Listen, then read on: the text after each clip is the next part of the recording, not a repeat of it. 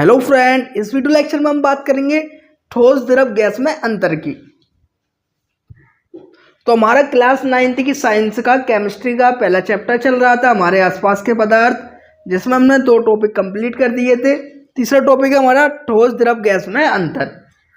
तो अंतर करने वाले हम ठोस द्रव गैस में इन गुणों के आधार पर। तो पहला है हमारा आकार।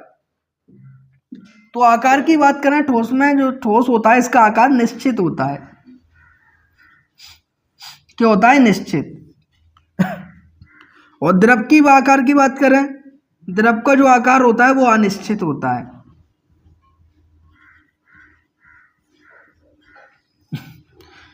तो जो आपका ठोस होता है इसका आकार निश्चित होता है और द्रव का आकार अनिश्चित होता है, और गैस जो होती है उसका आकार भी अनिश्चित होता है।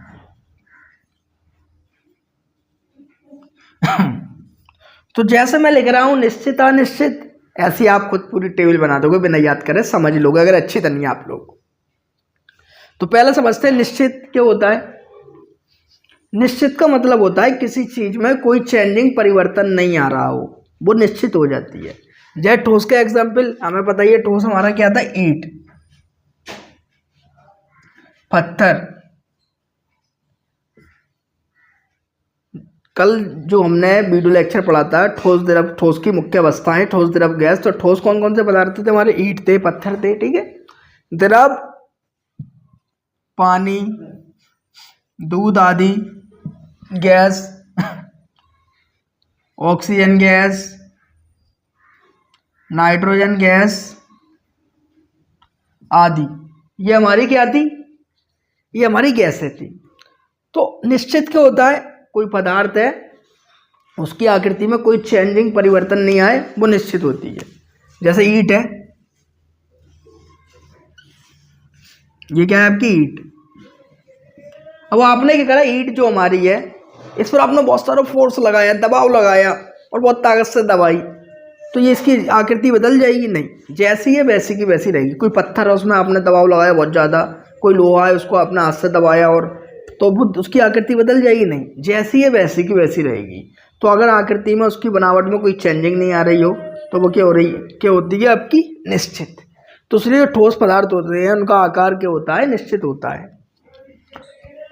अनिश्चित की बात करें, अगर उसकी आकृति बदल रही हो, चेंज हो रही हो, तो वो क्या होती है? अनिश्चित। जैसा आपका पानी है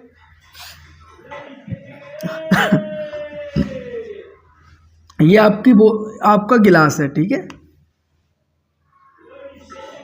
ये आपका गिलास है। मान लिया ये गिलास हमारा कितना है? 1 लीटर का है, ठीक है। ये हमारा गिलास 1 लीटर का है और यही हमारे पास एक टब है, वो भी कितने का है? 1 लीटर का है।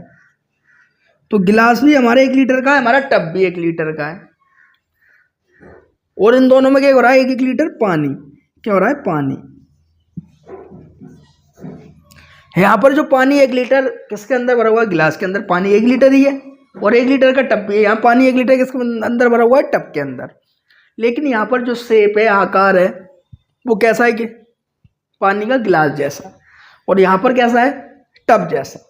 तो इसलिए अनिश्चित। जो द्रव है जिस बर्तन में डालते हैं उस जैसा अपना आकार रूप धारण कर लेता है, इसलिए हम इसको बोलते हैं अनिश्चित।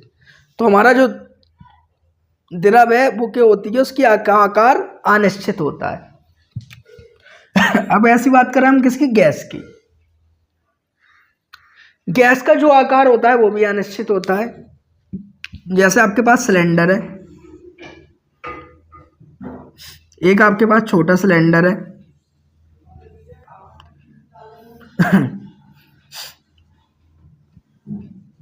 2 kg का, और एक आपके पास बड़ा सिलेंडर है।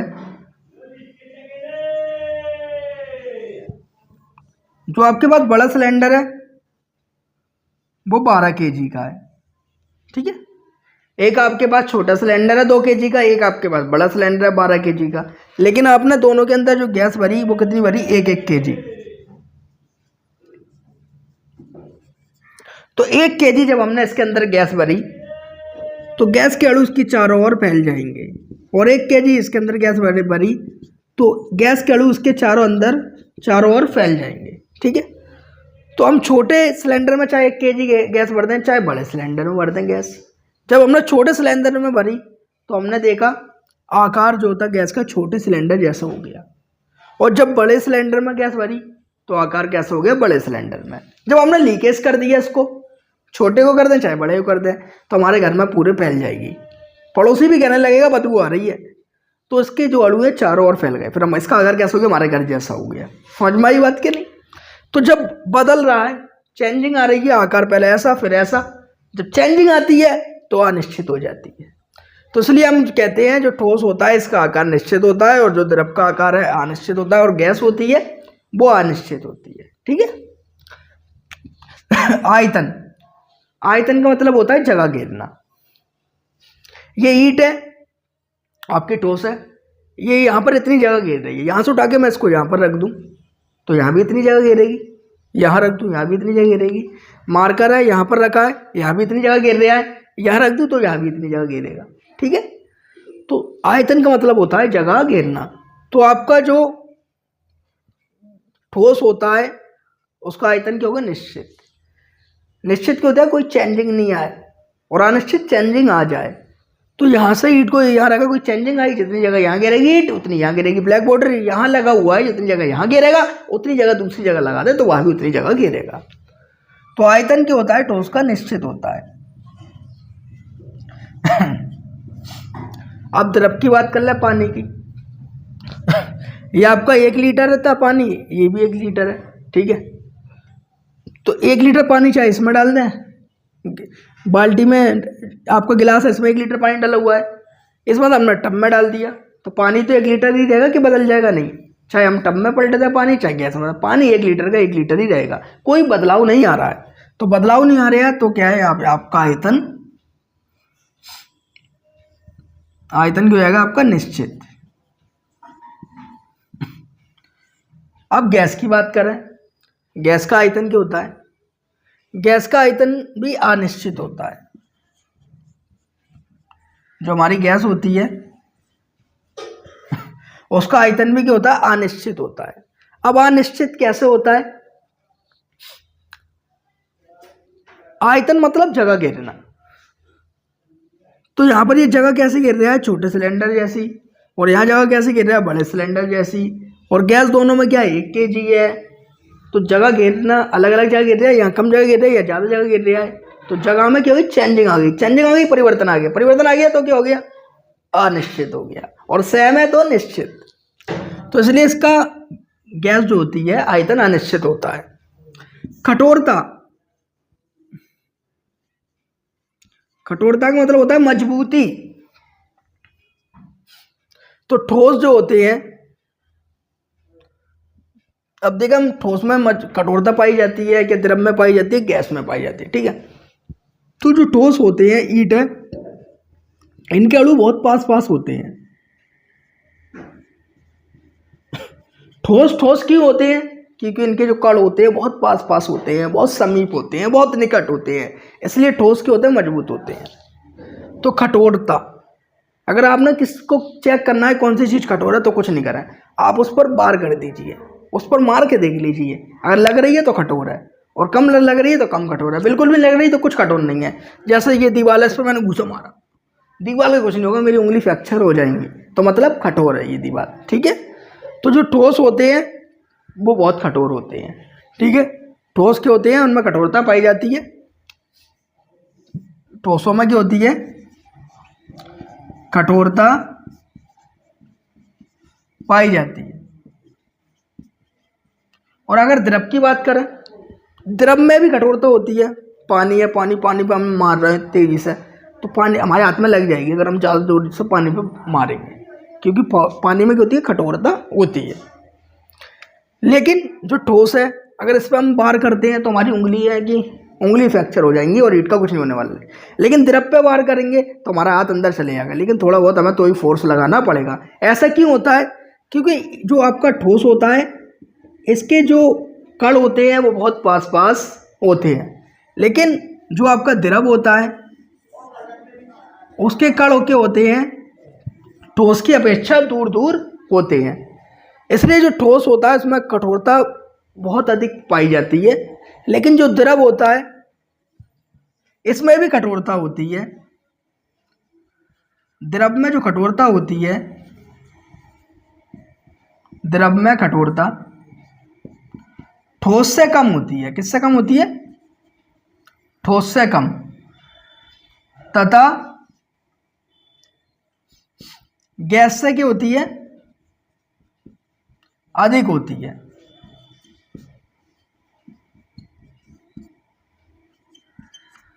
तो आपकी जो कठोरता की बात कर रहे थे हम, ठोस बहुत अधिक कठोर होते हैं, लेकिन ठोस में अधिक कठोरता होती है क्योंकि उसके अणु पास पास होते हैं, लेकिन जो द्रव होता है इसके अणु दूर दूर होते हैं, इसलिए इसमें भी कठोरता होती है, लेकिन ठोस से कम होती है। और गैस से क्या होती है? अधिक होती है। गैस से अधिक क्या होती है? गैस हमारे चारों तरफ है, यहाँ भी मैं मार रहा हूँ हाथ, तो यहाँ भी मार रहा हूँ, मेरे कोई फर्क नहीं पड़ रहा है, एकदम आसानी से मैं हाथ घुमा ले रहा हूँ। क्यों? क्योंकि इसके अणु बहुत दूर दूर होते हैं। तो गैस की बात करें, इसमें कठोरता क्या होती है? नगण्य होती है। या फिर हम ये कह सकते हैं, इसमें जो कठोरता होती है वो ठोस और द्रव से क्या होती है? कम होती है। अब बात करें अंतराणुक बल। तो जो ठोस होते हैं, जो पदार्थ होते हैं, वो छोटे छोटे कणों से मिलकर बने होते हैं। जिनके कण बहुत अधिक पास होते हैं, चिपके हुए होते हैं, वो अधिक ठोस हो जाते हैं। जिनके कण थोड़े दूर होते हैं वो किस में चले जाता है? द्रव। और जिनके कण बहुत बहुत दूर ही चले जाते हैं वो किस में चले जाते हैं? गैस। तो अंतराणुक बल, ये जो कण ठोस के आपको पास पास दिखाई दे रहे हैं, इनको आपस में आकर्षण देने वाला, इनको पास पास मिलाकर बांध के रखने वाला, इनको आपस में चिपका कर रखने वाला एक बल होता है। जो कौन सा बल होता है? अंतराणुक बल। तो आप खुद दे सकते हैं, जिसके कण जितने पास उसमें अंतराणुक बल उतना अधिक, जिसके कण जितने दूर उसमें अंतराणुक बल उतना ही कम। तो ये ठोस है, इसके कण बहुत पास हैं। ये आपका क्या है? द्रव है, इसके कण थोड़े दूर दूर। और भाई हम बात कर लें गैस की, तो इसके कण जो मान लो जे एक ना है तो एक ना है, इसके कण बहुत ही दूर दूर हो जाते हैं। तो जिसके कण बहुत दूर दूर हो रहे हैं उसमें अंतराणुक बल क्या है? सबसे कम। तो क्या समझ में आई? इसके कण पास है तो सबसे ठोस में क्या होगा? बहुत अधिक क्या होगा? अंतराणुक बल।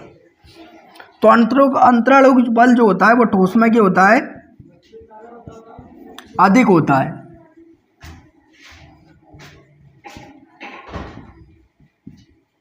किससे अधिक होता है? द्रव से भी अधिक होता है, गैस से भी अधिक होता है। तो ठोस में आपका अंतराणुक बल द्रव और गैस से दोनों से अधिक होता है। और द्रव की बात करें, द्रव में जो अंतराणुक बल होता है वो आपका क्या होगा? वो आपका ठोस से कम तथा गैस से क्या हो जाएगा? अधिक। क्योंकि गैस के तो अणु बहुत बहुत दूर है, लेकिन द्रव के इससे पास पास है। तो इसलिए क्यों है? क्योंकि अंतराणुक बल द्रव में अधिक है। तो ठोस से कम तथा गैस से अधिक क्या होता है? अंतराणुक बल होता है। किसमें? द्रव में। और गैस में बात करें तो गैस में अंतराणुक बल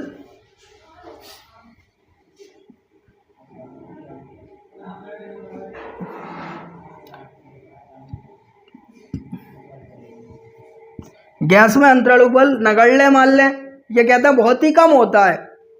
बहुत ही कम का मतलब ठोस और द्रव, ठोस और द्रव से बहुत कम होता है। ठीक है, क्योंकि इसके अणु सबसे पास, इसके अणु से दूर, इसके अणु दूर, या फिर नगण्य, या फिर ठोस और द्रव से बहुत कम होता है। ठीक है, बात करते हैं विसरण की। विसरण का मतलब होता है बहने का गुण। तो ठोस है, ठोस मतलब ईंट है, ईंट बह के चले जाएगी, बहने लगेगी नहीं। तो आपका जो ठोस होता है इसमें विसरण गुण नहीं पाया जाता, विसरण गुण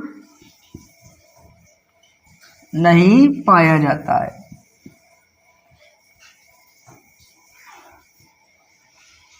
तो आपका ठोस में विसरण गुण नहीं पाया जाता है क्योंकि ईंट आपकी नहीं बहने वाली। अब द्रव की बात करें, पानी या दूध है, अगर आप फर्श पर डाल देंगे तो थोड़ा बहुत बह जाएगा, बहेगा कि नहीं, बह जाएगा। तो आपका जो द्रव होता है इसमें मिश्रण गुण पाया जाता है। अब इन दोनों की कंपेयरिंग करें तो ईंट तो बहने नहीं वाली, लेकिन पानी बह जाएगा। तो जो द्रव होता है इसमें मिश्रण गुण ठोस से अधिक होता है, और गैस से क्या होता है, कम, क्योंकि गैस के अणु सबसे अधिक ज्यादा दूर बह जाते हैं। कैसे बहते हैं ये बताते हैं। तो द्रव में मिश्रण गुण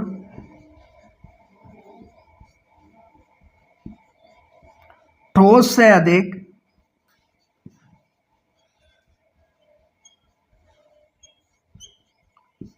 और गैस से कम होता है,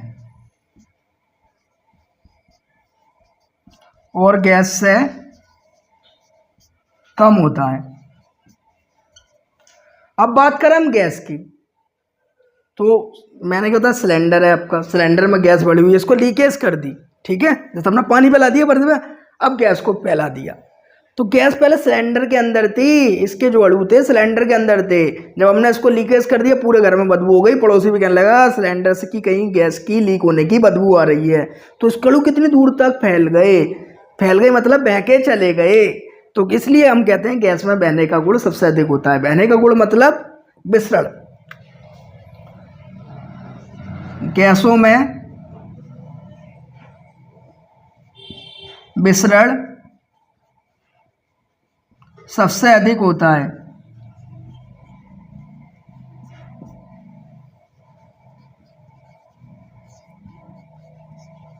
सबसे अधिक होता है। अब बात करें हम संपीड़न की। संपीड़न का मतलब होता है सिकुड़ना। ईंट में ताकत लगा लो, पत्थर पर ताकत लगा लो, दबा लो, सिकुड़ जाएगी नहीं, नहीं सिकुड़ेगी तो क्या है, नगड़ ले। यानी आपके जो ठोस होते हैं उनमें संतुलन गुण नहीं पाया जाता है। अब द्रव आपका क्या है, पानी 1 लीटर की बोतल में भरा हुआ है। अब उसमें बहुत ज़्यादा दाब लगा लो कि 1.5 लीटर आ जाए, तो 1.5 लीटर आ जाएगा, नहीं आएगा। 1 लीटर है तो 1 लीटर ही आएगा, क्योंकि पानी सुगड़ने वाला नहीं है। नहीं सुगड़ने वाला है पानी, तो संपीड़न गुण नहीं पाया जाता है। तो द्रव में भी आपका संपीड़न गुण नहीं पाया जाता है। नगण्य मतलब नहीं है, बहुत कम है, यह नहीं पाया जाता। ठीक है। गैस, तो इसमें आपकी 1 kg गैस है, वो भी चारों ओर फैल गई है, और इसमें 1 kg गैस है, वो भी चारों ओर फैल गई है। अब इसमें हमें 12 kg बनना है, तो हम इसमें दाब लगाएंगे तो उसके अणु जो दूर दूर है वो आपस में सिकुड़ेंगे, और फिर अब 12 kg गैस पूरी भरी जाएगी। तो गैस होती है, उसमें दाब लगाकर उसके अणु आपस में पास पास आ जाते हैं, यानी उसमें संपीड़न हो जाता है। तो गैसों में आपका संपीड़न पाया जाता है। गैसों में संपीड़न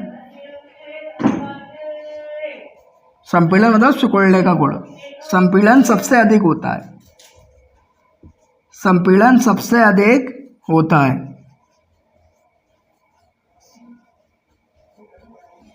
सबसे अधिक होता है। अब बात करते हैं हम गतिज ऊर्जा की। जो आपके पदार्थ होते हैं उसके कण जो गति करते हैं, और गति करने के कारण उनसे जो ऊर्जा उत्पन्न होती है उन्हें क्या कहते हैं, गतिज ऊर्जा करते हैं। कोई भी पदार्थ है आपका गति कर रहा है, और गति करने के कारण उनसे जो ऊर्जा उत्पन्न हो रही है उसको हम गतिज ऊर्जा बोलते हैं। तो ठोस, ईंट, पत्थर ये आपकी गति कर रहे हैं, नहीं कर रहे गति। ईंट जैसी रखी है वैसी की वैसी रखी है, थोड़ी भी गति नहीं कर रही, थोड़ी सी भी आगे नहीं बढ़ रही, तो इसमें गतिज ऊर्जा क्या पाई जाती है आपकी ठोसों में, बहुत कम या नगण्य। तो ठोसों में गतिज ऊर्जा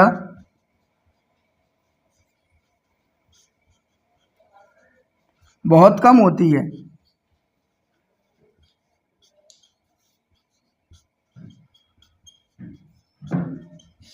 तो जो आपके ठोस होते हैं उनमें गतिज ऊर्जा बहुत कम होती है। ईंट जैसी की है जैसी है वैसी की वैसी रखी रहेगी, थोड़ी भी आगे नहीं बढ़ने वाली, गति नहीं करने वाली। और बात करें हम द्रव की, तो द्रव को अगर हमने फर्श पर डाल दिया है तो उसके अणु थोड़ी बहुत दूर चले जाएंगे, यानी गति कर लेंगे, और अणु गति करेंगे तो उनके कारण जो ऊर्जा उत्पन्न होगी वो गतिज ऊर्जा कहलाएगी। तो जो द्रव होता है इनमें गतिज ऊर्जा ठोसों से क्या होती है, अधिक होती है। द्रव में गतिज ऊर्जा, जो आपका द्रव होता है उसमें गतिज ऊर्जा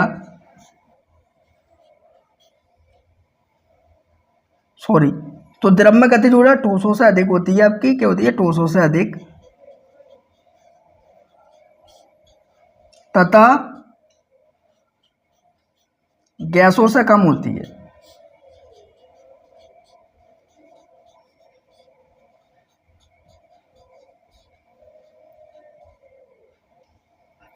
तो ठोस तो आपके बह रहे नहीं है, यानी थोड़ी भी गति नहीं कर रहे, तो इसलिए ठोसों में गति ऊर्जा बहुत कम होती है, लेकिन द्रव थोड़े बहुत बह जाते हैं, गति कर जाते हैं, तो इनमें गतिज ऊर्जा गैस द्रवों में पाई जाती है।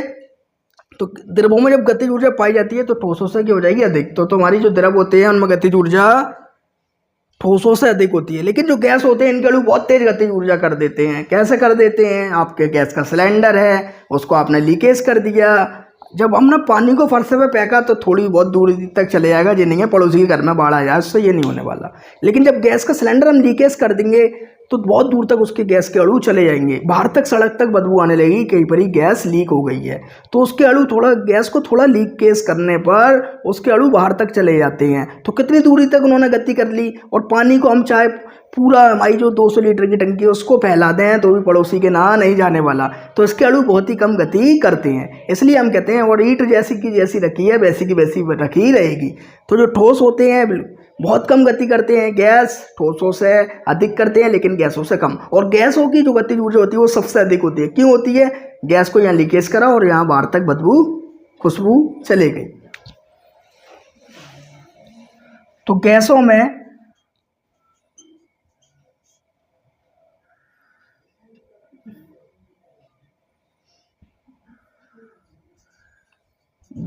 गतिज ऊर्जा सबसे अधिक होती है। तो गैसों में गतिज ऊर्जा क्या होती है, हमारी सबसे अधिक होती है। तो गैसों में गतिज ऊर्जा सबसे अधिक होती है।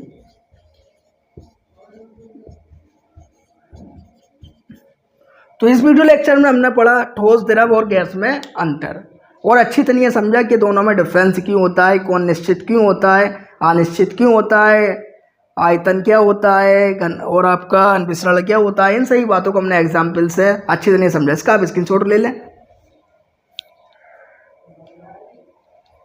उम्मीद है आपको वीडियो अच्छी लगी होगी। वीडियो अच्छी लगी तो वीडियो को लाइक करें और चैनल को सब्सक्राइब कर दिए। फिर मिलते हैं किसी और वीडियो में। Thank you watching the video. लो भाई।